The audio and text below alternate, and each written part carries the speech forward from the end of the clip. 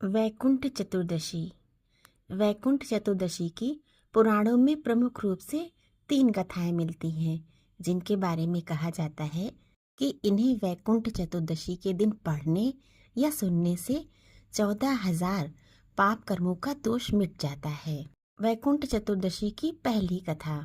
एक बार की बात है, नारद जी पृथ्वी लोक से घूमकर वैकुंठ धाम पहुंचते हैं।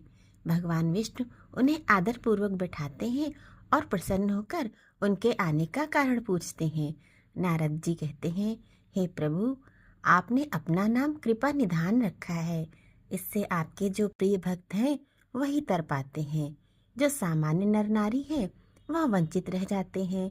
इसलिए आप मुझे कोई ऐसा सरल मार्ग बताएं जिससे सामान्य भक्त भी आपके भक्ति कर मुक्ति पा सके। ये सुनकर विष्णु जी बोले, हे नारद, मेरी बात सुनो। कार्तिक शुक्ल पक्ष की चतुर्दशी को जो नर नारी व्रत का पालन करेंगे और श्रद्धा भक्ति से मेरी पूजा अर्चना करेंगे, उनके लिए स्वर्ग के द्वार साक्षात खुले होंगे। इसके बाद विष्णु जी अपने द्वारपाल जय विजय को बुलाते हैं और उन्हें कार्तिक चतुर्दशी को स्वर्ग के द्वार खुला रखने का आदेश देते हैं। भगवान विष्णु कहते हैं कि इस दिन जो भी भक्त मेरा थोड़ा सा भी नाम लेकर पूजन करेगा वह वैकुंठ धाम को प्राप्त करेगा। बोलिए श्री विष्णु भगवान की जय। वैकुंठ चतुर्दशी की दूसरी कथा। एक बार भगवान विष्णु देवाधिदेव महादेव का पूजन करने के लिए काशी आए। वहाँ मणिकर्णिका घाट पर स्नान करके उन्होंने 1000 स्वर्ण कमल पुष्पों से भगवान विश्वनाथ के पूजन का संकल्प किया।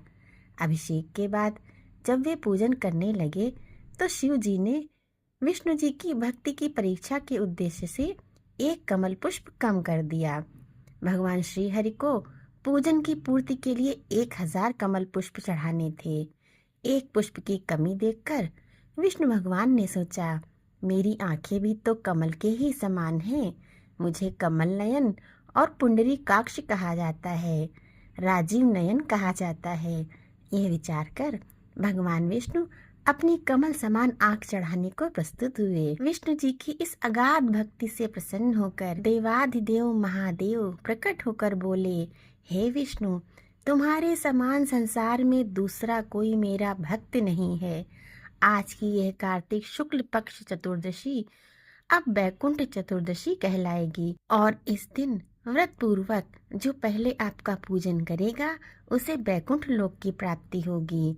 भगवान शिव ने इसी वैकुंठ चतुर्दशी को करोड़ों सूर्यों की कांति के समान वाला सुदर्शन चक्र विष्णु जी को प्रदान किया। शिव जी तथा विष्णु जी कहते हैं कि इस दिन स्वर्ग के द्वार खुले रहेंगे। मृत्यु लोक में रहने वाला कोई भी व्यक्ति इस व्रत को करता है तो वह अपना स्थान वैकुंठ धाम में सुनिश्चित करेगा। बोलिए शंकर भगवान की जय, विष्णु भगवान की जय। वैकुंठ चतुर्दशी की तीसरी कथा। धनेश्वर नामक एक ब्राह्मण था जो बहुत बुरे काम करता था। उसके ऊपर कई पाप थे। एक दिन वो गोदावरी नदी में स्नान के लिए गया। उस दिन वैकुंठ चतुर्दशी थी। कई भक्तजन उस दिन पूजा अर्चना कर गोदावरी घाट पर आए थे। उस भीड़ में धनेश्वर भी उन सभी के साथ था। इस प्रकार उन श्रद्धालु के स्पर्श के कारण धनेश्वर को भी पुण्य मिला।